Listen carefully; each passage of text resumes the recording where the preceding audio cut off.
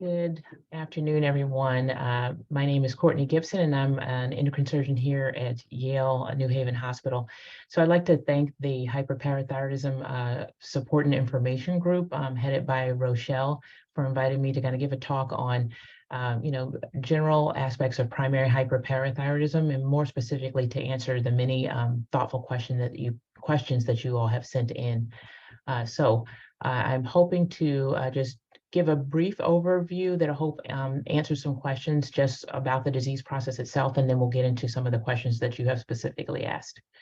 So I'm going to go ahead and share my screen here if I can do so. Let's see here. Okay. All right, so hopefully you all can see this. So again, my name is Courtney Gibson, and I'm an associate professor of surgery here. I'm an endocrine surgeon here at Yale, and I've been here for the past 10 years. And today I just want to talk about parathyroid disease. What is it and how do we treat it? I have no disclosures. So first and foremost, primary hyperparathyroidism, which is the essence of our talk, is the most common endocrine disorder of all endocrine disorders, occurring in approximately 1 in 800 people in the United States alone. And that number increases to 1 in 250 women over the age of 60, although it can happen to any gender at any age. The male to female ratio is pretty even under the age of 40 and increases to about 4 to 1 on the female side once you're over age 60. There's approximately 100,000 cases diagnosed annually, and that's diagnosed cases. And we do know that there's common underdiagnosis and misdiagnosis that happens nationally and internationally, which leads to some significant problems for patients. So in general, what is primary hyperparathyroidism? It is oversecretion of parathyroid hormone by one or more parathyroid glands. So under normal conditions, whatever we eat or drink that has calcium in it, our body stores the calcium that we need in our bones, in our skeletal system, and the excess amount largely gets excreted in the urine. And when our parathyroid glands are functioning normally, this process happens pretty smoothly, and that's why many patients don't even know that that parathyroid glands exist. But somehow, for unknown reasons, one or more of these glands can become autonomously functioning, meaning they don't follow the normal process of calcium regulation, and they become overactive independently. We do know that there's an association between high doses of radiation exposure in childhood and the onset of parathyroid disease later on in life. But for the majority of these cases, that history doesn't exist. It's just a spontaneous event that happens in an individual. And when that happens, there's an excess hormone of parathyroid hormone that gets secreted, and it tells the body to do things that normally it shouldn't be doing. So, for example, the kidneys are told to hold on to too much calcium, and so that's why patients with primary hyperparathyroidism are prone to develop kidney stones. Along with that, they tend to have polyuria or frequent urination because the kidneys are trying to get rid of the excess calcium that is coming into the collecting system. And that can lead to excessive thirst or constant feelings of dehydration. The intestinal system also changes when there's parathyroid hormone excess in the body. And instead of getting revved up like the kidneys do, the intestines tend to slow down. Their motility slows down, and there's decreased peristalsis or movement of intraluminal fluids and solids within the intestinal system, and that can lead to constipation.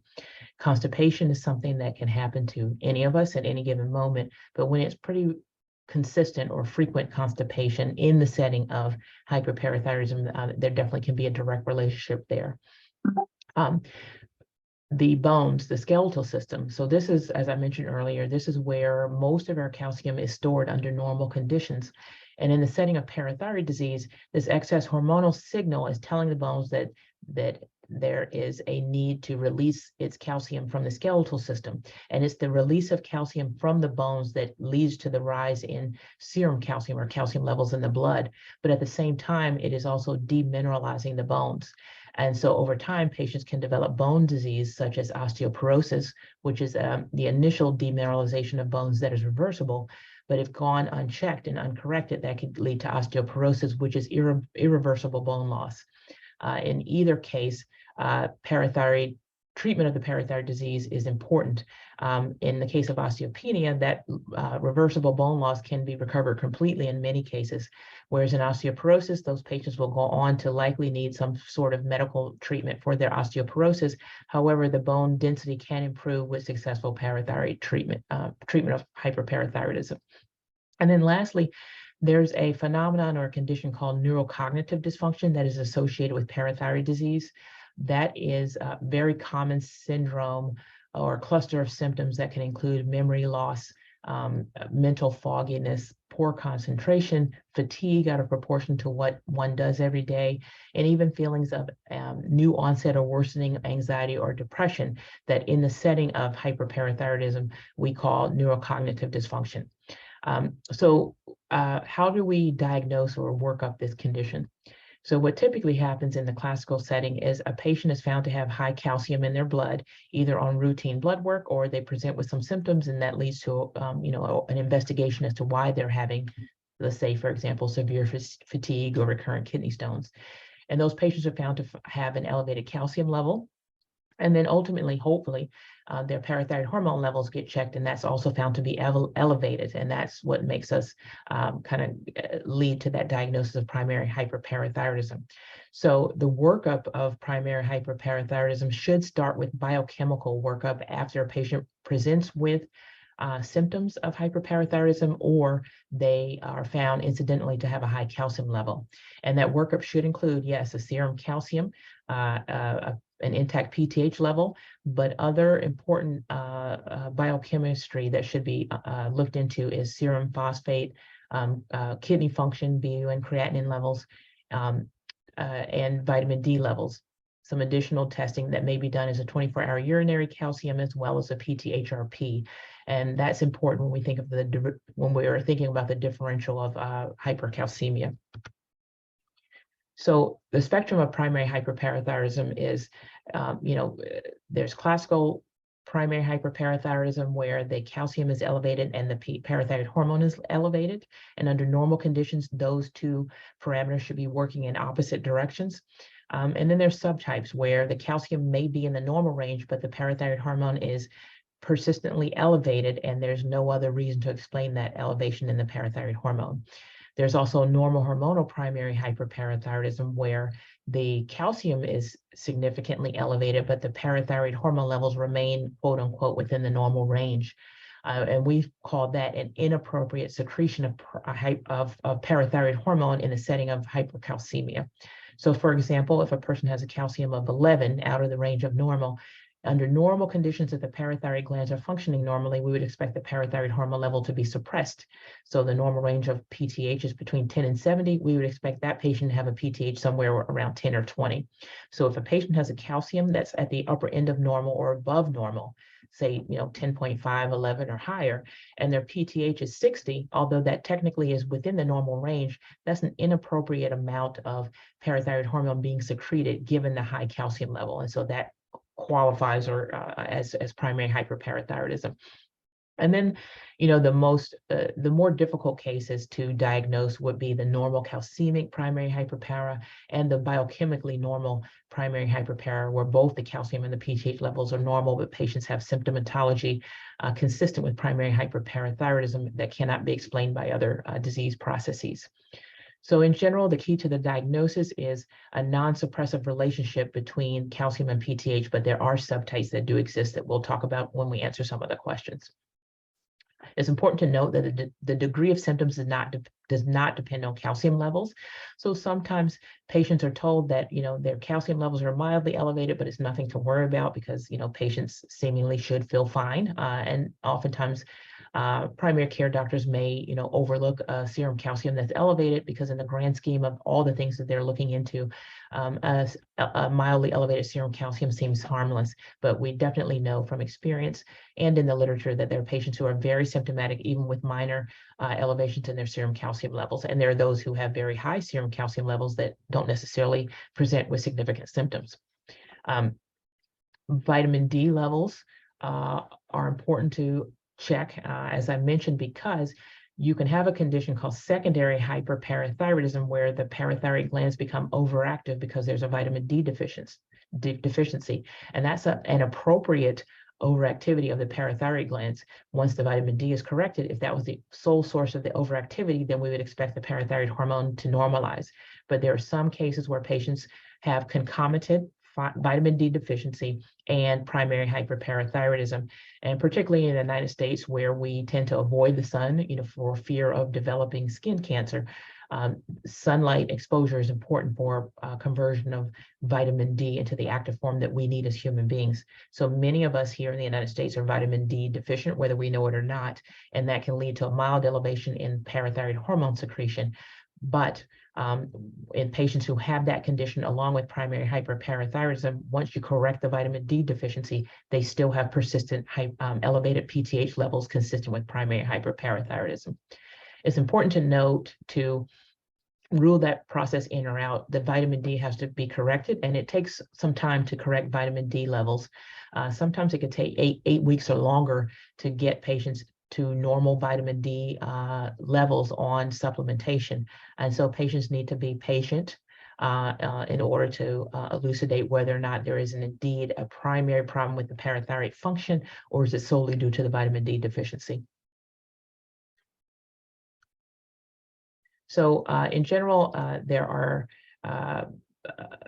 guidelines for indications for surgery that, that an international workshop of parathyroid experts come together every 5 to 7 years ago, 5 or 7 years, and come up with these guidelines. And so these are just guidelines. They're not set in stone. So in general, age under 50 years was a guideline, serum calcium greater than 1 gram per deciliter, bone mineral density, consistent with osteoporosis, or a declining renal function as listed here. Now, these are guidelines for asymptomatic patients with primary hyperparathyroidism. Any patient who is symptomatic should seek out surgical referral, or should be referred for surgical management of their disease process. And even the asymptomatic guidelines, the guidelines are changing, ever changing. I do think we'll get to a point where age will be off the table, because we certainly don't exclude patients based on age of whether or not they should receive surgery to treat their parathyroid disease. And in fact, most patients are over the age of 50, so the age under 50 doesn't make much sense. So I do think that is a guideline that will fall off in due time. So localization studies are helpful when we want to do a targeted approach and minimize the amount of surgery, the amount of dissection and anesthesia needed. But again, localization studies are after you have confirmed that the patient has primary hyperparathyroidism, and confirm that the patient wants to have surgery. So, in the absence of that, localization studies are unnecessary. And sometimes things are done out of order. A patient gets an ultrasound done before we even have a biochemical confirmation of parathyroid disease. And although most parathyroid glands, when they're normal in size and shape, they're not visualized on imaging, some can be seen by, a very astute radiologist may pick up a parathyroid gland on an imaging study, and that can be a totally normal gland. It does not mean that gland needs to come out. So we have to take a step back and, first of all, confirm that that patient indeed has biochemically proven primary hyperparathyroidism.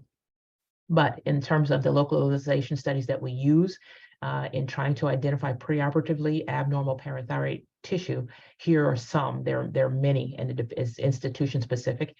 Here at our center, we typically use an ultrasound and a 4D CT. The ultrasound is used primarily to look at the thyroid gland, because in up to 20 to 30% of cases of parathyroid disease, there may be a thyroid problem, like a thyroid nodule that needs to be investigated further, and maybe even needs to be resected. So if a patient presents with a thyroid nodule that needs to undergo surgical resection, we prefer to do that within one surgical procedure instead of having to do 2 separate ones. So that is the main utility of doing an ultrasound preoperatively. In some cases, a large abnormal parathyroid gland can be detected on ultrasound, and that's also helpful and beneficial. But if it's not, that doesn't mean the patient doesn't have disease, because I refer you back to step 1, biochemically prove that the patient has disease. And then the next test that we use here is a parathyroid specific CAT scan called a 4D-CT, and we've compared that with our cestamibes that we've done here, and the sensitivity and specificity of the 4D-CT is far superior to that of the cestamibe. So our secondary study that more specifically identifies and targets abnormal parathyroid tissue is the 4D-CT, and that's the combination that we use here when we're trying to plan for surgery. Intraoperative measurement of PTH is crucial if you have that available to you.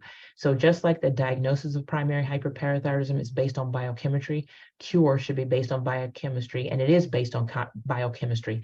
So you are not considered to be cured of your parathyroid disease even after surgery until you're 6 months down the line and your calcium, vitamin D, PTH levels are checked again and they're found to be in the normal range. A nice surrogate is intraoperatively, if you can get normalization of the parathyroid hormone by the end of surgery, then the chance of cure is pretty significant, greater than 95%, meaning if you get the parathyroid hormone levels normalized at the time of surgery, 95% of those patients will go on to have cure of disease confirmed 6 months down the line. The half-life of parathyroid hormone is about 4 minutes. So every 3.5 to 5 minutes, the PTH in a person's system is degrading by roughly 50%. And this is very helpful because we can get real-time information on how quickly the parathyroid function is degrading at the time of surgery. And then there's different criteria that are used. I have listed here the Miami criteria, and that says that there should be a 50% decrease 10 minutes after surgical resection. That should be consistent with cure of disease at the time of surgery. Now, I don't specifically follow that criteria. I do believe that there should be at least a 50% drop at about 10 to 15 minutes after you feel like you resected all the diseased parathyroid tissue. But in addition to that, I want to see that drop remain in the normal range, for another 2 or 3 samples. And I do that because some patients come with a very elevated parathyroid hormone at the time of surgery, so they can have a PTH that's over 200, normal range being between 10 and 70. So let's say 15 minutes after I resected a big enlarged parathyroid gland, the PTH drops from 200 to 100. That's encouraging, but that 100 is still elevated, and I don't want to end my case with an elevated PTH. So I want to see that that is going to continue to drop down and get down into the normal range and then level off in the low normal range, somewhere around 30 or so. So that's why I always send extra samples or have the anesthesiologist send a few extra samples once we get a normal value to make sure that it's not starting to rise again, which would suggest that there's more disease present than what the preoperative imaging shows, and that happens sometimes. We have, so the differentiation of hyperparathyroidism, just briefly, the difference between primary, secondary, and tertiary has to do with what is the insult that is causing the parathyroids to become overactive. So in primary hyperparathyroidism, there is no insult. These glands start autonomously functioning, and there's not a secondary cause that's making them do so. So the primary problem is with the parathyroid function of parathyroid tissue itself. And in those cases, in the classical case, serum calcium is elevated, parathyroid hormone is elevated, and vitamin D should be normal or elevated. In secondary hyperparathyroidism, there's a secondary cause as to why the parathyroid glands are overfunctioning. And that secondary cause can be a vitamin D deficiency, like we talked about earlier, or it could be kidney dysfunction, like end-stage renal disease. And so that's where the other levels, like checking the creatinine and phosphate levels, are important. So in secondary hyperpara, patients have overactivity of their parathyroid glands because they have high serum phosphate levels and low vitamin D levels because of their kidney failure. And the parathyroid glands don't know that the kidneys have failed, so they are overactive and revved up, trying to get the kidneys to release the excess phosphorus, which cannot happen in the setting of kidney failure.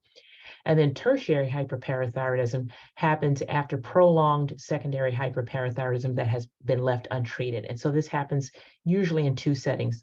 Either a patient who has end-stage renal disease and secondary hyperparathyroidism that just goes on untreated for many, many years, and so their calcium ultimately begins to rise as if they are someone with primary hyperpara. That's one case.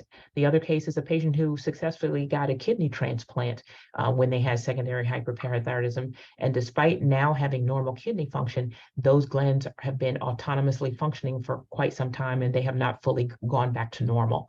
And so that is tertiary hyperpara. And those patients usually go on to surgical treatment of their hyperparathyroidism. But that's beyond the scope of what we're going to discuss today. So we can skip over these. Okay, so basically talked about secondary and tertiary. All right, so I am going to stop sharing now, and let's see if I can get to the important questions that you guys have asked. Okay, I'm going to pull them up here. All right, and so for the remainder of our time here, I'm just going to get through as many as I can. Some of them are repetitive questions, so that's good. That means there's high interest in that question. Hopefully I can get to those.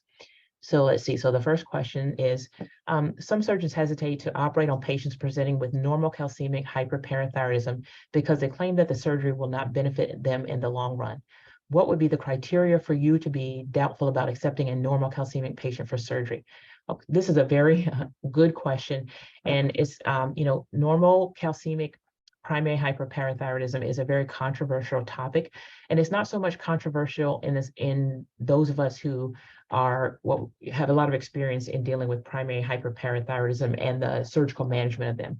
So we are not unclear about the diagnosis. We definitely believe that this entity exists where you can have normal calcemic primary hyperparathyroidism. The controversy or the confusion lies in what to do about that.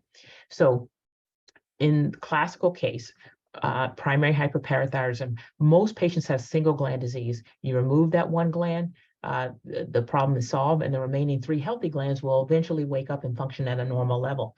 But even in the setting where you have primary hyperparathyroidism and all 4 glands are diseased, and we have to perform what's called a subtotal parathyroid resection, where we remove the majority of your parathyroid tissue, we are comfortable as surgeons and confident that even removing the bulk of that tissue, we're not going to leave you permanently hypocalcemic, and we have a bigger window of opportunity to allow the calcium to drop. So most of those patients are already hypercalcemic, so their calcium levels are well over 10, sometimes over 11 and 12.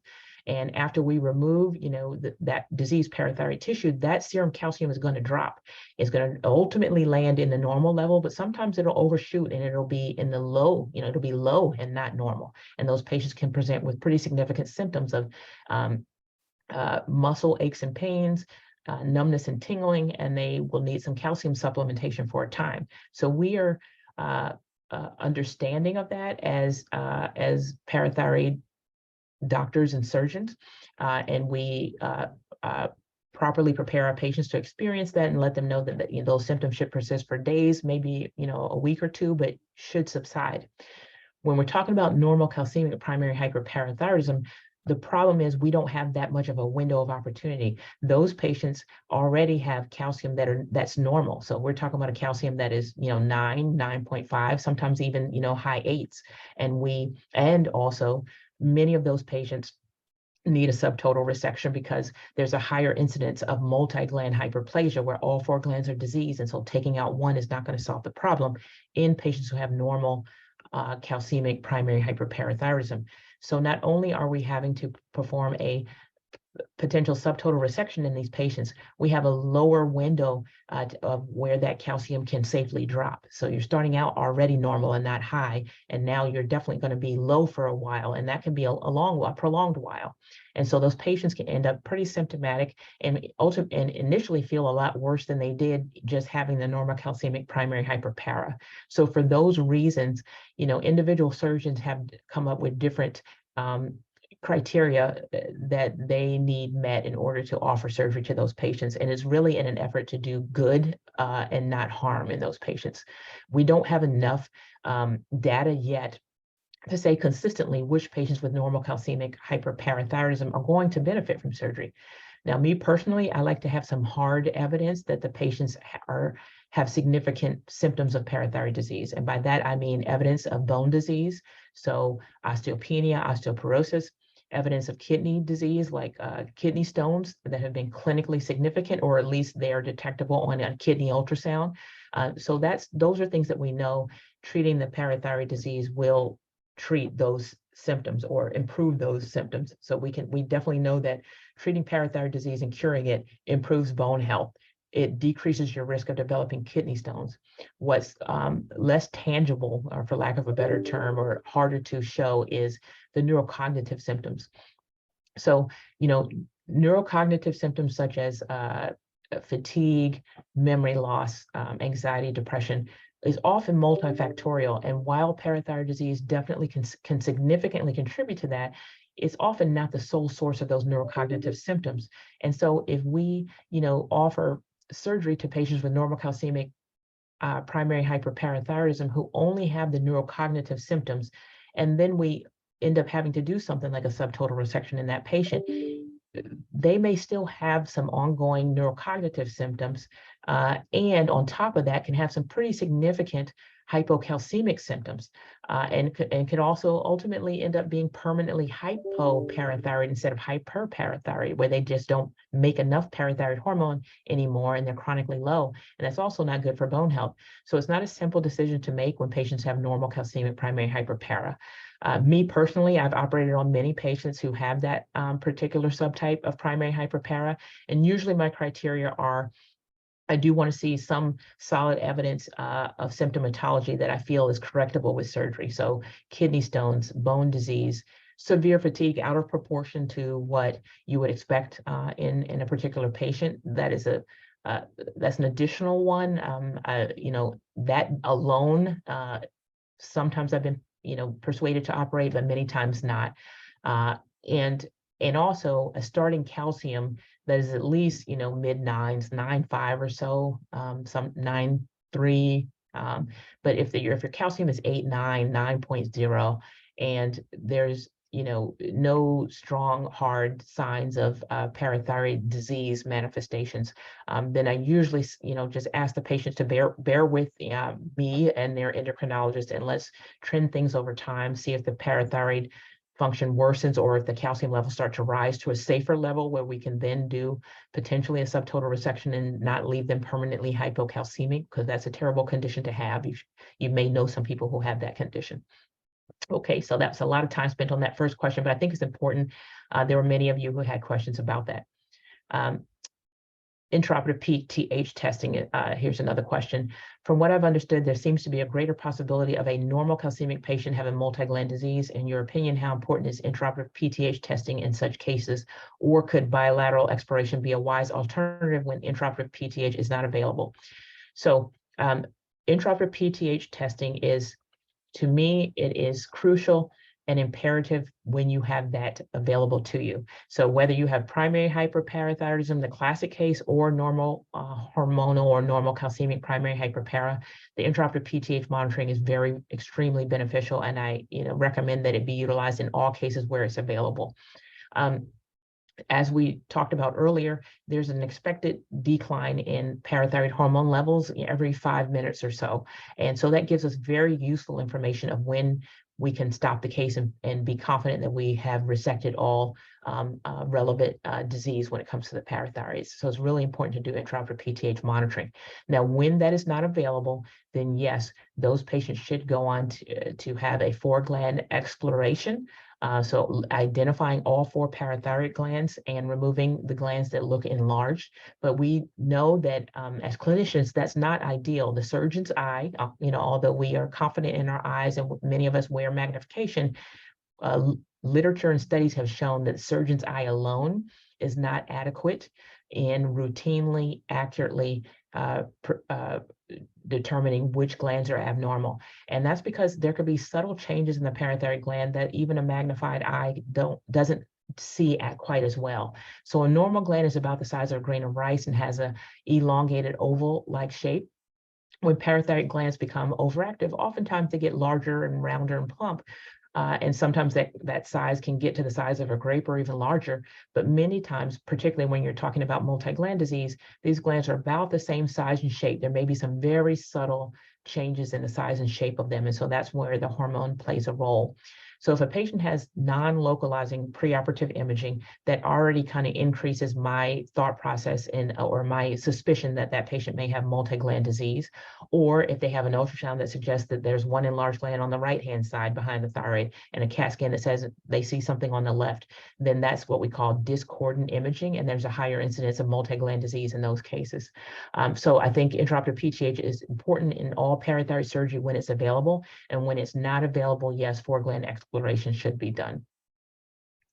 Let's see here. There's a lot of confusion about calcium intake before surgery. Some endocrinologists say to take supplements, other doctors say to hold calcium. The guidelines from the 5th International Workshop say to get the recommended daily amount. Can you please comment on this? So yes, I do agree with the guidelines from the International Workshop of getting your recommended daily amount, and that's basically can be taken care of with just an over-the-counter calcium supplementation. The high level calcium and vitamin D supplementation that patients need after surgery is a different amount or different dosing of calcium. Now, some endocrinologists want patients to hold their calcium preoperatively so that they don't worsen the serum hypercalcemia that the patients have. And others feel that it's not necessary, and they're more concerned about the bone health and the expected hypocalcemia after surgery that could become symptomatic. So they want patients to be on calcium. In my experience, I think continuing your calcium supplementation is perfectly reasonable, except for those patients who already have very high serum calciums before surgery and they're very symptomatic. So a patient who has like a calcium of 12 or 13, they don't need any additional dietary calcium intake because that can worsen just how they're feeling in general. But those who, have a mild elevation, 11 or less, taking their daily supplement as long as it doesn't worsen how they're feeling is reasonable, because we know that we're going to be getting them to surgery and that the calcium levels will drop and they are going to need some supplementation until the normal parathyroid glands kick in and start functioning at a normal level. So long story short, I think it's reasonable to take your daily dietary intake. If you find that your symptoms are worsening, then stop the calcium, but continue the vitamin D would be my recommendation. But I would defer to what your endocrinologist is recommending for you. Okay.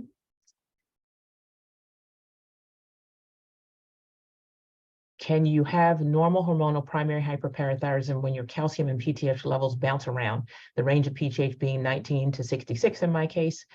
And so, yes, your calcium and PTH levels do fluctuate. Whether you have the classical case of primary hyperparathyroidism, your calcium is not always going to be 11. It usually is always elevated in those cases, but maybe not exactly, 11.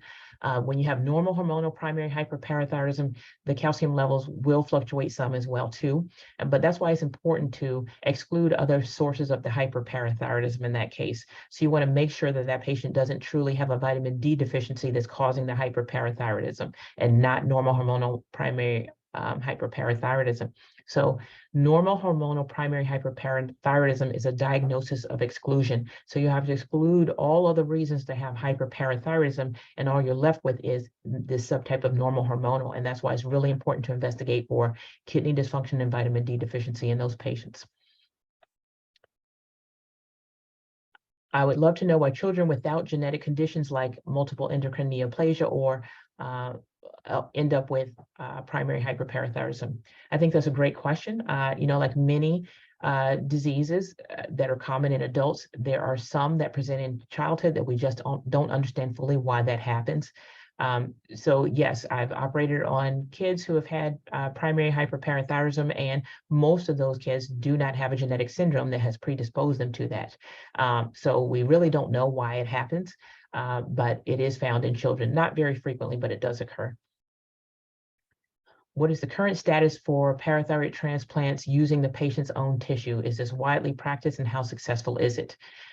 Okay, so this question is kind of asking about parathyroid transplantation after a subtotal resection, or at least that's how I'm taking it as. So there are two trains of thought when you're dealing with parathyroid disease. There's those who perform a subtotal parathyroidectomy, where they remove 3 to 3.5 of the 4 glands, leaving a portion of the remaining gland intact with its natural blood supply.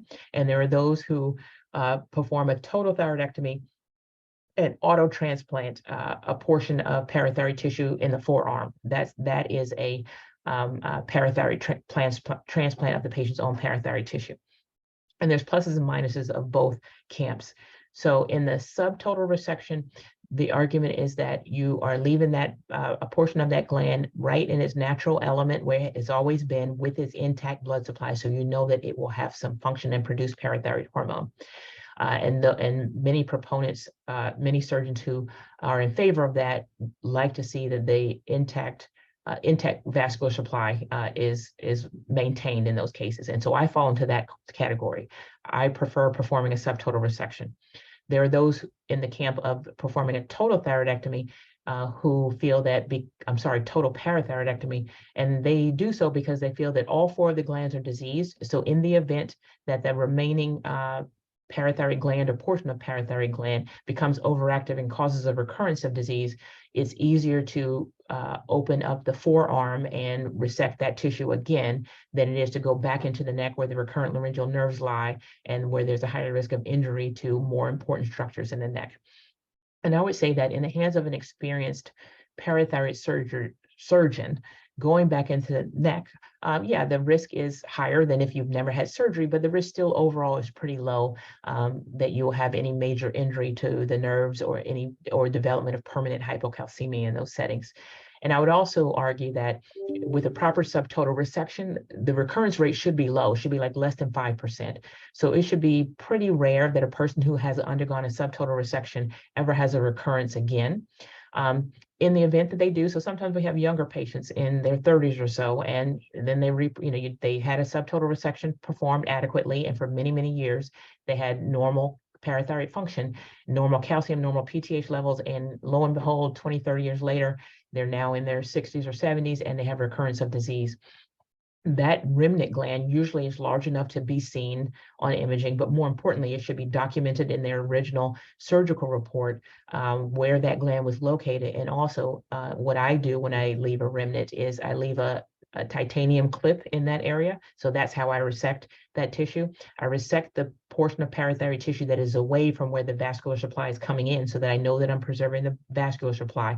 And I leave a little clip so that in the event that a recurrence occurs, either I or some other surgeon, if down the line, I move or the patient moves somewhere else, that there's a target to know the clip is in this area. So that's where that remaining 1 gland is left behind. But it is very rare for a patient to undergo a subtotal parathyroid resection for primary hyperparathyroidism to then have a recurrence that requires reoperation.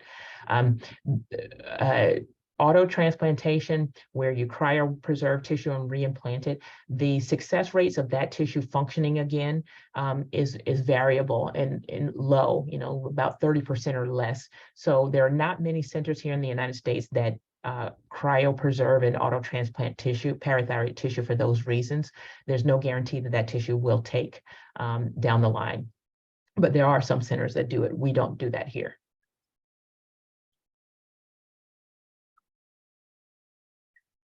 What is the expected recovery time and issues from a 3-gland hyperplasia resection?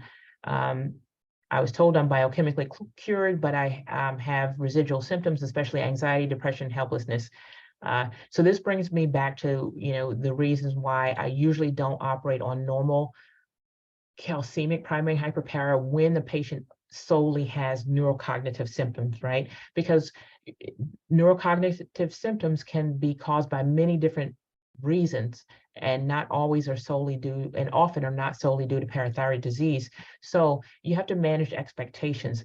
And so I'm always honest with my patients, and I say that the polyuria, if you have frequent urination, that's usually one of the first symptoms that clears up after successful parathyroid surgery. And that's usually in a matter of days, where patients the day after surgery say that they noticed that they didn't have to get up multiple times to go pee and go use the bathroom, and they're very relieved from that. Bone improvement, so increase in bone density, we can quantify that over time. So patients have osteopenia preoperatively or osteoporosis preoperatively, and then we have successful parathyroid surgery, those patients go on to have bone density testing, usually a year later from their surgery, and we see quantifiable evidence of increased bone density. Oftentimes the osteopenia is now back to normal bone density, but even in the setting of osteoporosis, there's an improvement in the bone density. So those are quantifiable measures. The neurocognitive symptoms, there are some people who definitely feel that their minds are sharper, their memory is better, the anxiety has gotten better, the depression has resolved or significantly improved, but that happens very gradually in some patients. Some it happens overnight, but in general, it's a more prolonged improvement of those symptoms over time. And oftentimes there are patients who don't notice any significant improvement of those symptoms. So you just have to manage expectations and be honest with patients about what you think is likely to improve and what can improve, but what can also be multifactorial. So I think this is a case where this patient may have other reasons to have ongoing anxiety, depression, and feelings of helplessness that are not solely explained by parathyroid disease. Let's see here. For second parathyroid surgeries, i.e. looking for a fifth gland, is 4DCT the gold standard?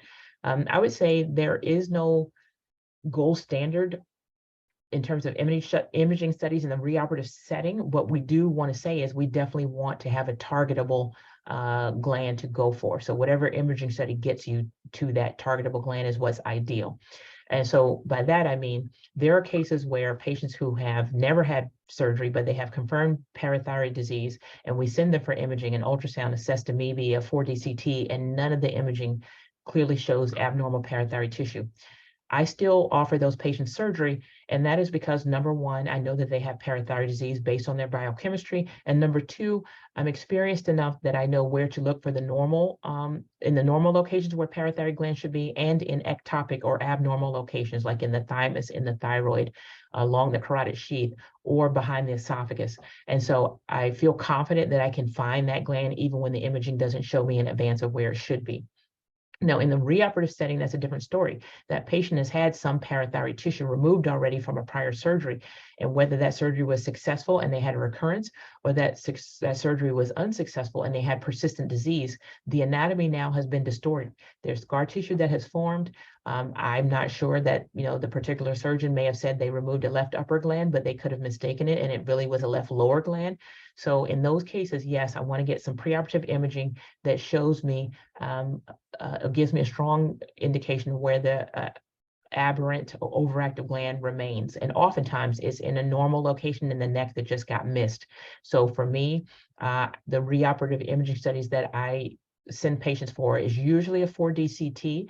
And that shows structurally where abnormal parathyroid tissue, and instead of the ultrasound, I often get a functional test, assessed amoeba, a nuclear medicine test, because that shows functionally, that can show functionally where hyperactivity of parathyroid tissue resides. And so I like to see that the assessed amoeba correlates with the 4DCT before I offer patients remedial surgery or secondary surgery.